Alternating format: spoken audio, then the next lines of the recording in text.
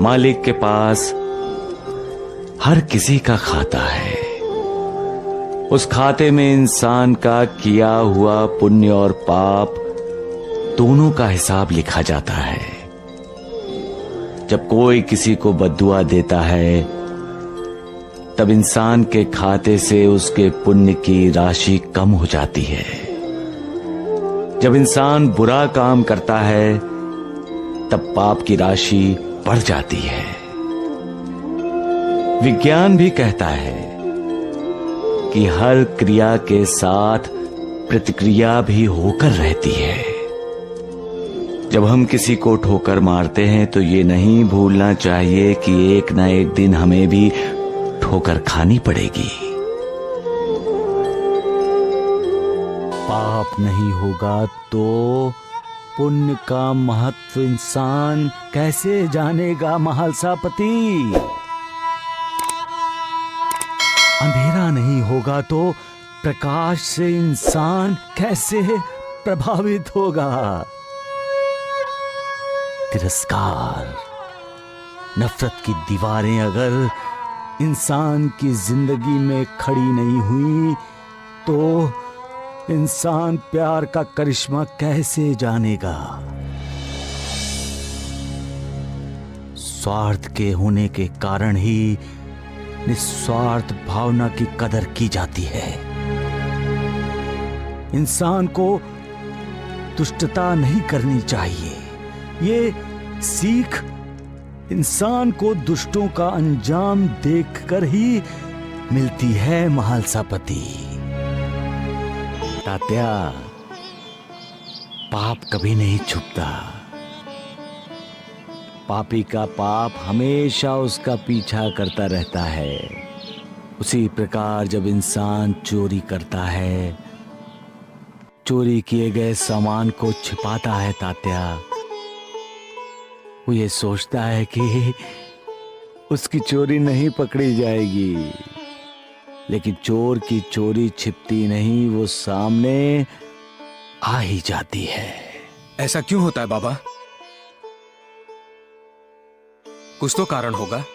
उसका कारण है उस व्यक्ति के मन के अंदर बैठा हुआ वो आत्म तत्व, वो ज्ञान जो उसे बार बार कहता है कि तुमने चोरी की है, तुमने पाप किया है।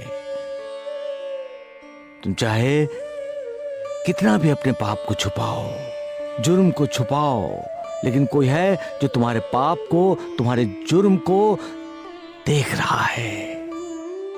फिर बाबा? फिर इंसान के अंदर द्वंद्व होता है। मन कुछ और कहता है, बुद्धि कुछ और। दोनों की स्पर्धा इंसान को विचलित करता है और विचलन सत्य बनकर सामने आ जाता है तात्या। लोग तीर्थ यात्रा करके मालिक के दर्शनों से पुण्य कमाना चाहते हैं। क्या तीर्थ यात्रा पर जाने से पुण्य प्राप्त होता है? क्या मालिक के दर्शन करने से ही पुण्य मिलता है?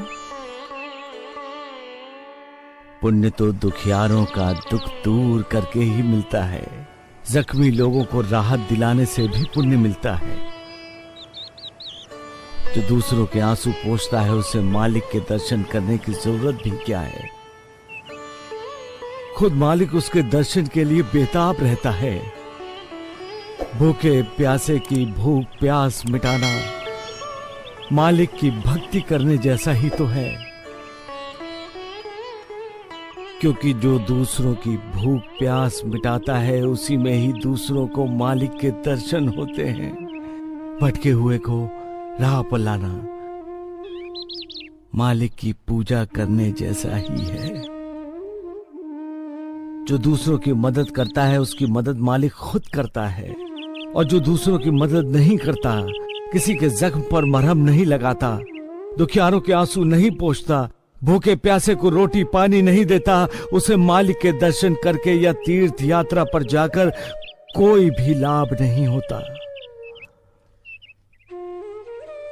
भगवान ना किसी के पाप और ना ही किसी के पुण्य को ग्रहण करते हैं।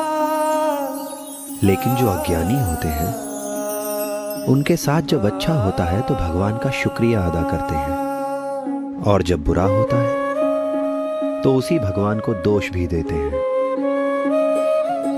वो अज्ञानी ये नहीं समझते कि उनके सौभाग्य या दुर्भाग्य के लिए भगवान नहीं, उनके स्वयं के कर्म जिम्मेदार होते हैं, और उनके अच्छे या बुरे कर्म उनकी अपनी सोच, उनके अपने स्वभाव द्वारा निर्धारित होते हैं।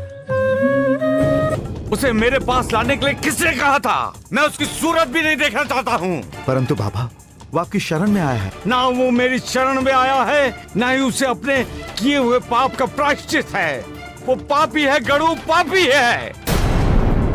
बाबा, उसे उसके पापों से मुक्ति दे दीजिए। मुक्ति उसे मिलती है गणु जब उसे अपने किए पर पश्चाताप होता है। मुक्ति उसे मिलती है जो आसक्ति को त्याग कर विरक्ति को अपनाता है। मुक्ति उससे मिलती है गणु जब उसे अपने किए पर पश्चाताप होता है। गणु, पूछो जाकर उसे कि उसने ऐसा कौन सा पाप किया है जिसकी वजह से उसे नींद नहीं आ रही है। पूछो उससे, पूछो जाकर गणु कि उसने अपने माता पिता के प्रति ठीक से कर्तव्य निभाया है कि नहीं। पूछो जाकर उसे कि उसका जन्मदाता पिता उसके सपने में आकर उसकी नींद क्यों छीन रहा है। गणु, क्यों? गणु, ये द्वारिका माई माँ, यहाँ किसी भी इंसान के कदम रखने पर ही उसके गुनाह, उसके अपराध, उसके दोष माफ करती है। लेकिन गणु, उसका अपराध माफ करने लायक नहीं है, उसका अधिकारी ही नहीं है। उसे तो दंड भुगतना ही पड़ेगा। अगर उसे माफ किया गया तो हर किसी माता पिता का अपमान होगा, उनके आदर सम्मान ममता का अपमान होगा। जो अपने माता पिता का आदर सम्मान नहीं करता वो किसी भी आदर सम्मान के लायक नहीं है, हकदार नहीं है। गणु, नहीं गणु, नहीं, उससे किसी भी प्रकार की हमदर्दी की जरूरत नहीं है। नहीं गणु, नहीं। जो कोई भी द्वारिका माई की सीढ़ी चढ़ता है उसके सारे दुख, दर्द, वेदना, पीड़ा नष्ट हो जाते हैं। इस द्वारिका माई से कभी कोई खाली हाथ नहीं लौटा है और भविष्य में भी कोई खाली हाथ नहीं लौटेगा। द्वारिका माई हर किसी की चिंता, विवेचना का बोझ खुद उठाती है और पीड़ितों को चिंता विवेचना से मुक्त करती है। द्वारिका माई हर किसी का कल्याण करती है। जो कोई भी श्रद्धा और भक्ति से द्वारिका माई में आता है उसके लिए द्वारिका माई मोक्ष और मुक्ति का द्वार है। सबका मालिक एक।